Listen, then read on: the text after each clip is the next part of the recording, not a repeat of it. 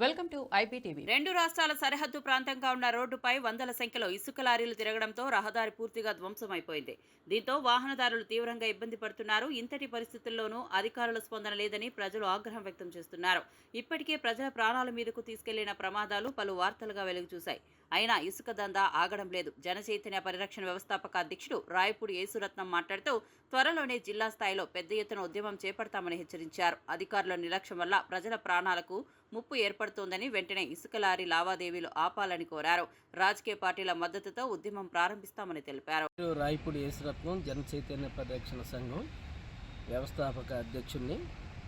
ఈరోజు భద్రాచలం డివిజన్లోని పలు రోడ్లు చాలా ఇబ్బందిగా ఉంది, ప్రజలకు ఆటంకంగా ఉంది. వెహికల్స్ కానీ పిల్లల స్కూళ్ళు కానీ టయానికి అందలేకపోతున్నాయి.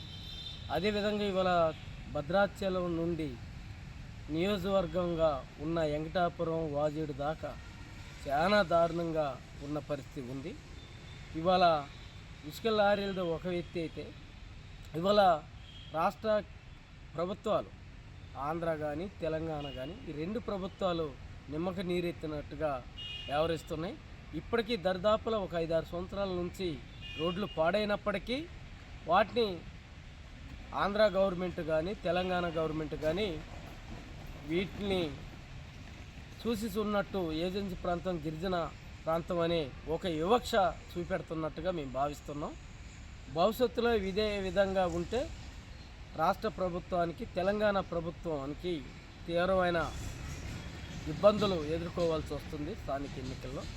దాంతోపాటు ఇవాళ 3 పార్టీలుగా అవతరించిన మన ఎన్నికల్లో వాగ్దానం ఇచ్చి సత్యామలం చేస్తున్నటువంటి ఆంధ్ర ప్రభుత్వం ఇవాళ చంద్రబాబు నాయుడు ప్రభుత్వం జగన్ కంటే ఇది మరీ అధ్యయనంగా ఉన్నట్టుగా మేము భావిస్తున్నాం. ఎందుకంటే జగన్ రోడ్లు వేయలేదు, డెవలప్ చేయలేదు. మేము వస్తే మేము ఏది పాలు పోసి ఎత్తుకోవచ్చు, రోడ్లు అలా తయారు చేస్తారని చెప్పినటువంటి చంద్రబాబు మిత్రపక్ష ప్రభుత్వం ఈరోజు చాలా అన్యాయంగా ఉంది. దీని పట్ల రాష్ట్ర కేంద్ర ప్రభుత్వం కూడా కలుగజేసుకోవాలి.